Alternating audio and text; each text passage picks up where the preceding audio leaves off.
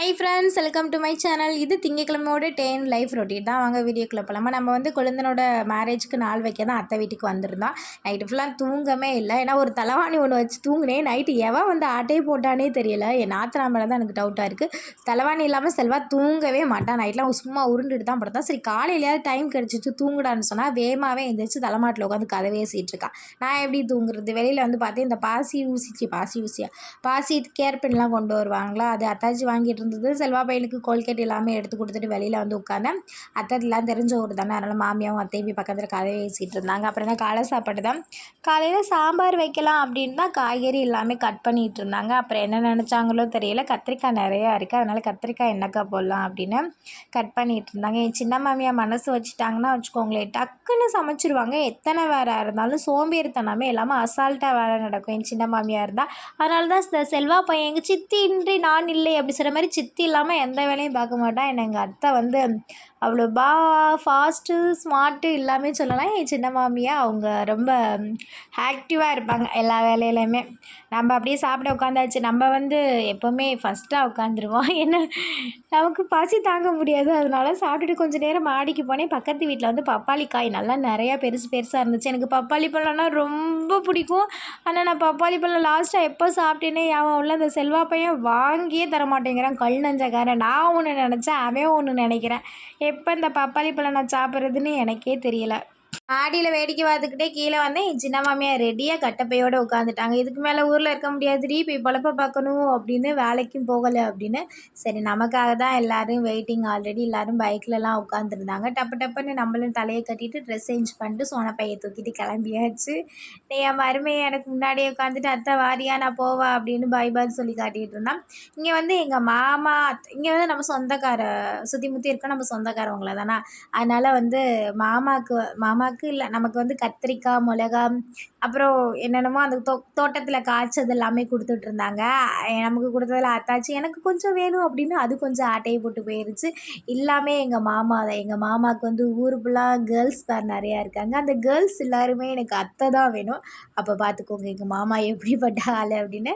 எங்கள் மாமா வந்து எல்லாருக்குமே பிடிக்கும். ஏன்னா ரொம்ப ரொம்ப அப்படி தான், ரொம்ப எப்படி சொல்கிறது, ரொம்ப ஹெல்பிங் மைண்ட் எங்கள் மாமாவுக்கு நிறையா இருக்கும். அதனால் இது வந்து நான் எந்த ஊர் சொன்னேன்னா ஃபஸ்ட்டு, இது வந்து பரமக்குடி பக்கத்தில் முனைவன்றி ஊர் வந்து வர லெவலில் இருக்கும். ஃபுல் அண்ட் ஃபுல் விவசாய பூமின்னே சொல்லலாம். எல்லாமே போட்டிருப்பாங்க. மிளகா, பச்சை மிளகா, வெண்டைக்காய், கத்திரிக்காய், தக்காளி, அப்புறம் வாழைக்கண்டு, கரும்பு அப்படின்னு நிறையா அங்கிட்டு விவசாயம் பண்ணிகிட்டே இருப்பாங்க. தண்ணி வசதி வந்து பயங்கரமாக இருக்கும். பட் என்ன பண்ணுறது, அதுக்கேற்ற மாதிரி ரொம்ப மழை பெஞ்சிருச்சுன்னா விவசாயம் ஃபுல்லாக தண்ணிக்குள்ளே போயிரும்ல, அது கொஞ்சம் கஷ்டம். இந்த டைமில் அப்படி தான் இருக்குது. தண்ணி ஃபுல்லாக வயலுக்குள்ளே வந்துருச்சு. ஆறு இருக்குதுன்னு நினைக்கிறேன் அப்படின்னு சொல்லி புலம்பிகிட்டு இருந்தாங்க. மொத்தம் 3 பைக்கா 3 பேரை ஏறியாச்சு. இது அந்த கருப்பு சட்டை தான் இப்போ புது மாப்பிள்ளை. இது வந்து என்னோட நாத்தனா, என்னோட சின்ன அத்தையோட பொண்ணு, அவங்க ஹஸ்பண்டு, என் மருமையை. அப்பத்தாவை பார்க்க தான் இவங்க எல்லோரும் வராங்க. அப்பத்தாவுக்கு உடம்பு சரியில்லைன்னு சொன்னாங்களா, அண்ணன் பார்க்கவே இல்லை, ஊர்லேருந்து இப்போ தான் வந்திருந்தாங்க. அப்படியே பின்னாடி வந்து மாமாவும் அத்தையும். எங்கள் மாமாவும் அத்தையும் தான் எப்பவுமே ஜாலியாக இருப்பாங்க.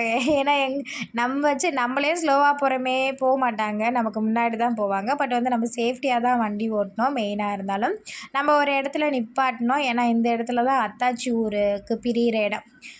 அதோடு அவ்வளோதாயா, கலன்னு இருந்தோமா, இடம் வந்துடுச்சு எல்லைக்கோடு. அதனால் அவங்கள அந்த சைடு அனுப்பி விட்றலாம் அப்படின்னு. அதுக்கு முன்னாடியே என் மருமையே இருக்கானே, அத்தை நீ சென்னை போகாத, நீ ஊரில் இருத்த, நானும் ஊருக்கு வரேன் அப்படின்னு சொல்லிட்டு ரொம்ப நேரமாக தம்பி கொஞ்சம் பேசிகிட்டு இருந்தாப்புல. சரி எனக்கு இவனை பற்றி தெரியும், அத்தாச்சியை விட்டுட்டு இவன் வரவே மாட்டான், அத்தாச்சி காலுக்குள்ளேயும் கைக்குள்ளேயும் தான் தெரியும் அப்படின்னு. சரி நல்ல மனுஷன், நல்லபடியாக பேசுகிறானே, வருவானே அப்படின்னு பார்த்தா பைக்கை நிப்பாட்டினதுமே ஓடி போய் அப்பா நம்ம ஊருக்கு போகலாம்ப்பா அப்படின்னு உட்காந்துட்டான். பட் வந்து அவனுக்கு வந்து கலகலன்னு ஆளுக பேரோடு இருக்கணும், எல்லாருமே ஒன்றா இருக்கணும்னு நினைப்பான். ஆனால் நம்ம கூட வந்து இருக்க மாட்டான், அவங்க அம்மா கூட தான் இருப்பாள். நம்ம பைக்கில் ஆள் ஏறினதுமே மூஞ்சி மாறி போச்சு, உருன்னே இருந்தால். சரி நம்ம தான் அவனா கூட்டத்தை போட்டுருமே ஃபங்க்ஷன் அப்படின்னு. நெக்ஸ்ட் என்ன ஒரு 10 நாளுக்குள்ளே மறுபடியும் மீட் பண்ண போகிறோம் அப்படின்னு சொல்லிட்டு அவனுக்கு அப்படியே பாய் சொல்லி கிளம்பியாச்சு.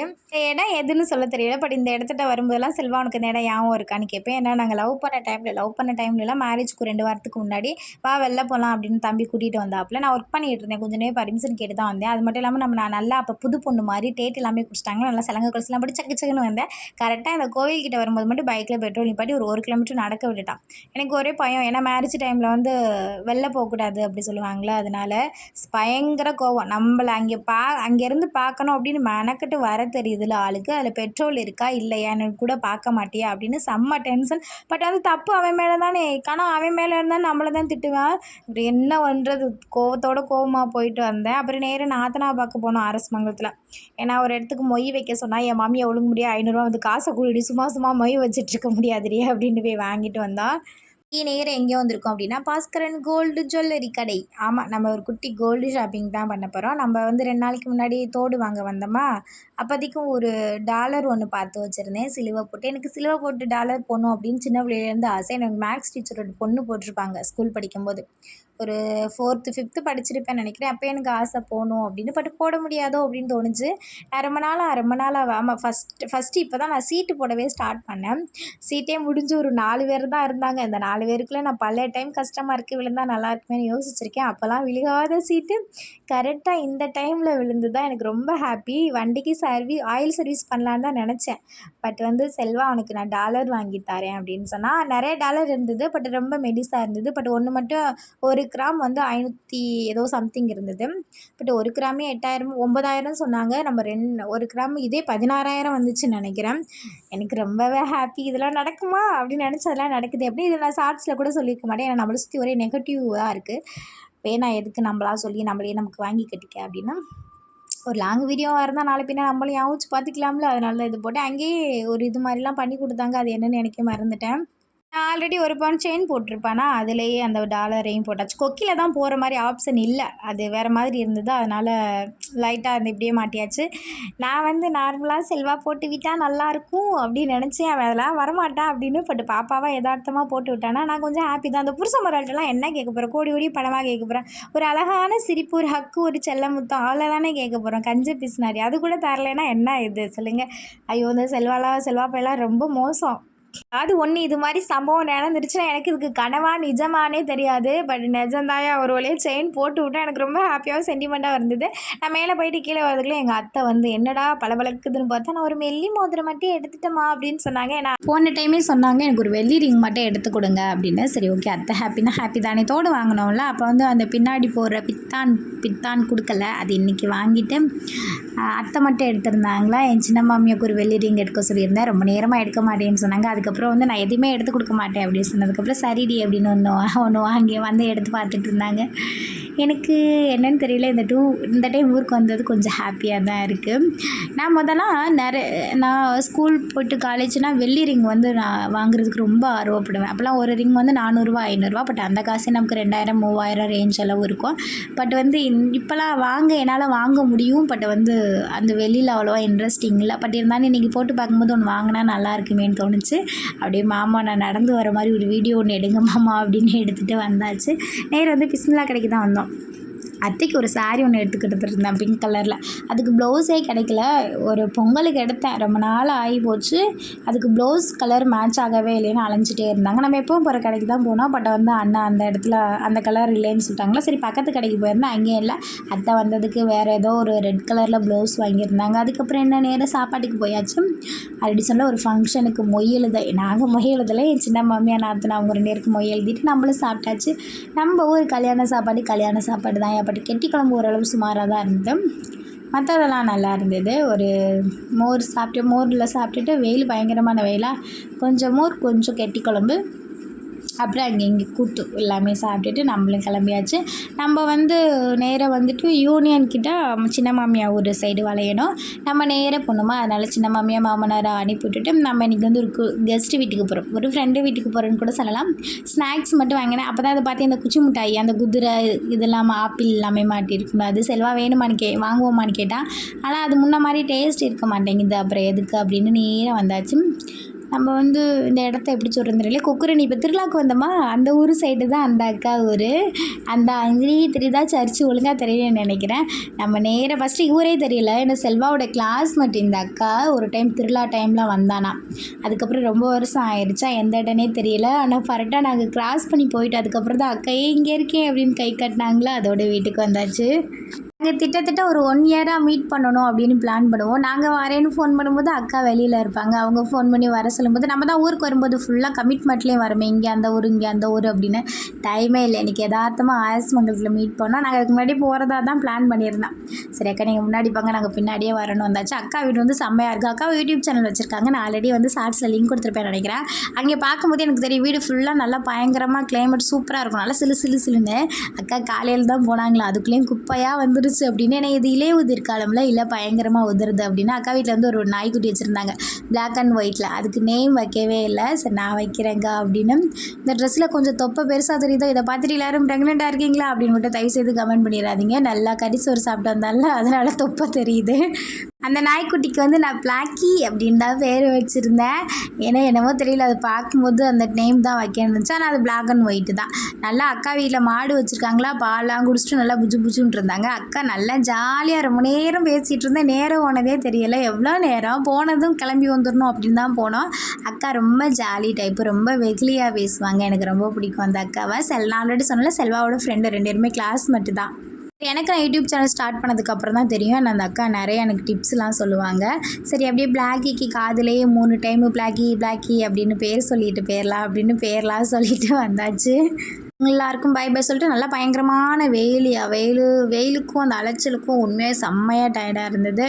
அப்படியே வீட்டுக்குள்ளே வந்தோம்னா அக்கா வீட்டிலேருந்து 2 விளக்கமாறு வாங்கிட்டு வந்துருந்தேன். அப்படியே அத்தைகிட்ட வந்தது விளக்கமாரோடு வந்துட்டேன் அப்படின்னு காட்டிகிட்டு இருந்தேன். இருந்ததுமே மாமாவுக்கு வேலை வச்சுட்டு வந்து தண்ணி டேங்க் பாசம் பிடிக்குது அப்படின்னு ஒயிட் கலர் பெயிண்ட் அடித்தோம். பட் இருந்தாலும் லைட்டாக பாசம் பிடிக்க தான் செய்யுது. அது மட்டும் இல்லாமல் ஃபுல்லாக தண்ணியோட ஃபாஸ்ட்டாக வந்து இழுக்கிறனால மண்ணும் வருதா. மாமா க்ளீன் பண்ண சொல்லிட்டு எங்கள் அத்தை வந்து என்ன மாதிரி நான் போகிற இடத்துலாம் கண்டை அட்டையை போட்டு வருவான்ல, அது மாதிரி எங்கள் அத்தை வந்து எங்கே போனாலும் இந்த கருவேப்பிலை கண்டுலாம் கருவேப்பிலை எந்த கண்டாக இருந்தாலும் பறிச்சுட்டு வந்துடுவாங்க. பட் என்ன பண்ணுறது, நம்ம ஊர் தண்ணிக்கா இல்லை மண்ணுக்கான்னு தெரியல, வரவே மாட்டேங்குது. நல்லா வருது, அப்புறம் டக்குன்னு செத்து போயிடுது. இல்லைன்னா பக்கத்தில் இருக்கிற ஆடு வந்து கடிச்சிருது. அத்தை இந்த டைம் வந்து நிறையா செடி கொண்டு வந்திருந்தாங்க. இந்த கருவேப்பிலை செடி நிறையா வைப்போம், ஏதாவது ஒன்று வராதா அப்படின்னு. சரி அத்தை கையால் வரட்டும் அப்படின்னு நான் வந்து ஆளுக்கு ஒரு வேலை பார்த்துட்ருங்க. நம்ம என்ன வேலை பார்க்க போகிற, லைட்டாக ஃப்ரெஷ் ஆகிட்டு வரலாம் அப்படின்னு வெளியில் வந்தேன். மாமாவும் இங்கண்ணா அத்தையும் இங்கண்ணா என்னடா அப்படின்னு கேட்டு டக்குன்னு ஒரு கேதம் வந்துருச்சு அப்படின்னு கிளம்பிட்டாங்க அப்படின்னு. சரி நம்ம அப்படியே ஜாலியாக பாட்டு கேட்டுட்டு சமைக்க ஸ்டார்ட் பண்ணலாம் அப்படின்னா எங்கே பாட்டு வைக்கிறதுக்குள்ளேயும் பாதி நேரம் போயிடுது. வந்து செல்வாவோட ஃப்ரெண்டு சுபாஷினி அக்கா என்னென்ன கொண்டு வந்தாங்கன்னு பார்க்கலாமா. அக்கா வீட்லேயும் முருங்கை மரம் இருக்கா, நல்லா நீல முருங்கைக்காய் ஒன்று இருக்கும், அதில் காய்க்கெல்லாம் அரைச்சிட்டு குட்டி முருங்கைக்காய் கொடுத்துருந்தாங்க. அப்புறம் வந்து 4 பேரா, அதனால் நான் மாமா அக்கா செல்வாவா, அதனால் கரெக்டாக 4 இளநீ கொடுத்துருந்தாங்க. ரொம்பவே ஹாப்பி. ரொம்ப நாளாக மீட் பண்ண நினச்சிட்டு இந்த டைம் மீட் பண்ணது நல்லா ஜாலியாக இருந்தது அந்த அக்காவை பார்த்து பேசினது. அதுக்கப்புறம் அத்தை என்னென்ன கொண்டு வந்திருக்கான்னு பார்க்கலாமா. எங்கே இந்த அத்தை தங்கச்சி வீட்டுக்கு போயிருந்தாங்களே சின்னத்தை ஊரில், அங்கேருந்து கொடுத்து விட்டுருந்தாங்க. பக்கத்து அத்தை ஸ்டார்டிங்லேயே காட்டிட்டு போய் மூட்டையில் கொடுத்து விட்ருந்தாங்களோ, அதில் தக்காளி நாத்தனா விதை கொடுத்து விட்ருந்தா. அப்புறம் வந்து வெள்ளரிக்காய், கத்தரிக்காய், எல்லாமே காயாக இருக்குல்ல. நான் சொன்னால மழை டைம் வந்தாலே தண்ணிக்குள்ளே எல்லா கண்டுமே போயிடுது. அப்போ வந்து காயிலேருந்து பழத்துலேருந்து எல்லாமே கீழே உதிர்ந்துருதுல, அது பாவம் இது ரொம்ப கஷ்டம். ஏன்னா நல்ல விவசாயமாக மழை பெஞ்சா ரொம்ப இதாக போயிடும்ல. அதனால் ஒரு தக்காளி மட்டும் நல்லா ஒரு 3 தக்காளி மாதிரி இருந்தது. நல்லா பெருசாக ஒரு 2 கொஞ்சம் ரொம்பவே காய் தான், பழுக்குதான்னு தெரியல. பழுக்கட்டும், பழுக்கலைன்னா ஓகே அப்படின்னு. நல்லா பயங்கரமாக புளிக்கவும் செய்யும். அப்படியே நேராக வந்து 2-3 நாளாக ஊர் சுற்றிட்டே தெரியுமா, கிச்சனில் சமைக்கவும் இல்லை, தூசி பிடிச்சி போயிடுச்சு. ஏன்னா ஜன்னலில் டோர் போடலையா, அந்த தூசிலாம் உள்ளே வருது.